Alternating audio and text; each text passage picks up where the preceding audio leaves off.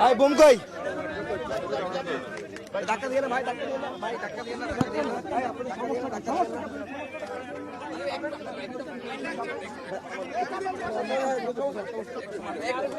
একটু অপেক্ষা করতে হবে। সবাই লাইভে যাবে একটু পরে। এ পিসিআর ফোন দাও এ বকুল ভাই, আইটি লোক দিয়ে পিসিআর ফোন দাওয়ান, আইটি লোক দিয়ে পিসিআর ফোন দিয়ে বলেন। আমি কিন্তু কিছু বলবো না, দুইটা সেন্টেন্স বলেন। একটু দাঁড়ান। এ বকুল ভাই, আরে আইটি লোক কই? এই জাহাঙ্গীর দাঁড়ান দাঁড়ান ব্যাক অন কর। কি হলো কি হলো ভাই, আপনি কে ভাই? ভাই ভাই কে? একটু দাঁড়ান। না সমস্যা সমস্যা দাঁড়ান, সমস্যা সাইডে দাঁড়াও, সাইডে দাঁড়াও। একটু সাইডে দাঁড়ান, দাঁড়াও, দাঁড়াও, দাঁড়াও, দাঁড়াও। না সমস্যা দাঁড়াও, দাঁড়াও। এই ভাই, এই মাথা, এই মাথা। এই ক্যামেরাম্যান চলে। শাকিল ভাই। হ্যালো আচ্ছা ফারহান, এদিক দিয়ে আসুন নালে। লাইভে যাও তো,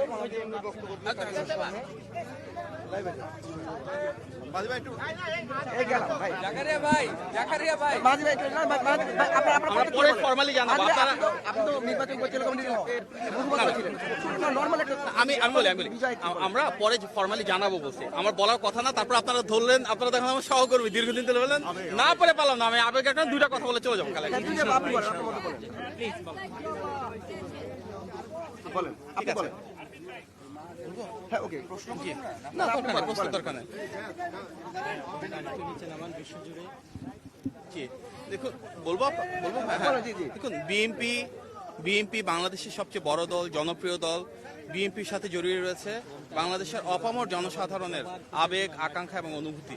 গণমানুষের দল, তৃণমূলের ক্ষমতায়নের দল, বাংলাদেশের স্বাধীনতা, সার্বভৌমত্ব এবং জাতীয়তাবাদের ধারক এই রাজনৈতিক দলটির প্রতি জনগণের যে অসাধারণ ভালোবাসা রয়েছে তারই বহিঃপ্রকাশ এই নির্বাচন, যেখানে আমরা দেখেছি অপ্রতিরোধ নিরঙ্কুশ বিজয়।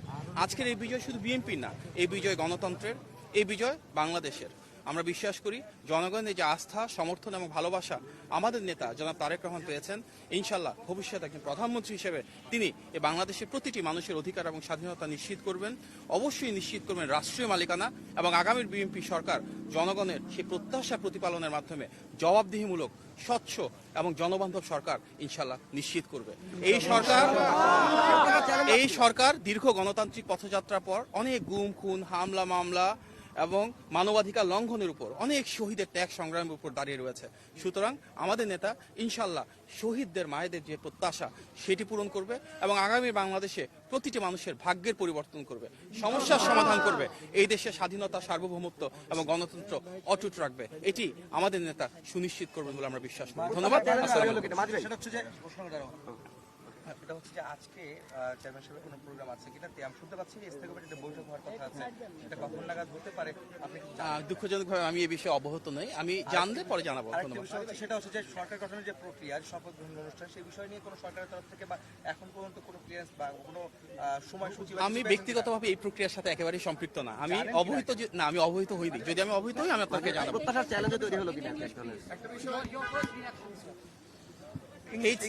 It's the victory of the people of Bangladesh, and we are very confident this democratic transition will ensure a free land again where every citizen's rights and freedoms will be protected, and together we're going to ensure inclusive development, human rights, rule of law and freedom of expression for Bangladesh to complete this democratic transition through free, fair and credible elections that everyone anticipated, and we want that this will stand as the empowerment of the people. Thank you.